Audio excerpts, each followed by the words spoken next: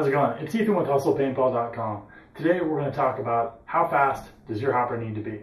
So first, let's answer the question, how fast does your gun shoot? Or how fast is it going to shoot in the future? If you got something like a Tippmann A5, you may upgrade that to a response or an electronic trigger in the future. Obviously, it's going to make you shoot faster. So once you've answered how fast your gun shoots, if you don't know, contact your manufacturer and they'll tell you what the maximum it'll shoot. Once you've answered that question, take a look at some hoppers. If you're looking in the 8 to 10 balls per second range, you may be faced with a couple hoppers like these.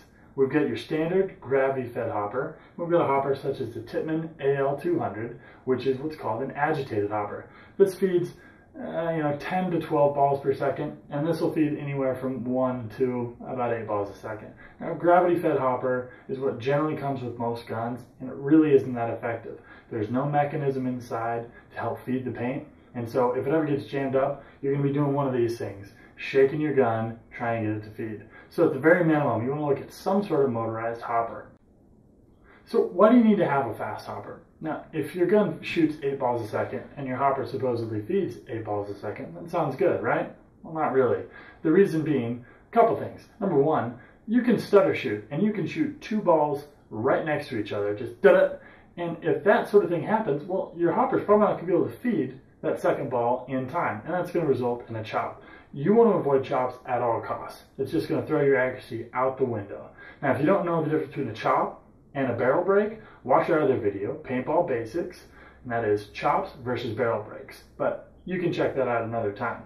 Now, so you always want to avoid chops. You definitely need to get a hopper that feeds a lot faster than your gun. I think I've made this pretty clear here. You know, a few people have been emailing in asking questions like, my paintball gun only shoots 8 or 9 balls a second, or I can't really pull the trigger faster than 8 or 9 balls a second.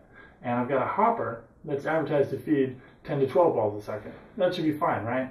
Well, you know, my thoughts on that are, again, you want to give yourself as much margin for error as possible.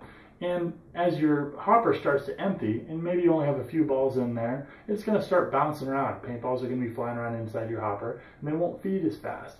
That also happens when you're running or moving around really aggressively. So the bottom line is this. You want to avoid chops at all costs, and hoppers, they're dropping in price practically by the month. You can get some great bang for your buck, so do everyone a favor. Get a hopper that's going to feed more than fast enough for your gun.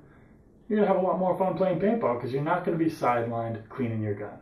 So I think we pretty much answered all the questions you guys had. If there's something I didn't cover, let us know. If there's a product you'd like to see us review or another question you guys might have, just email us at videos@hustlepaintball.com. Remember, you can check out all this gear and everything else at hustlepaintball.com. Thanks again. Have a happy Halloween.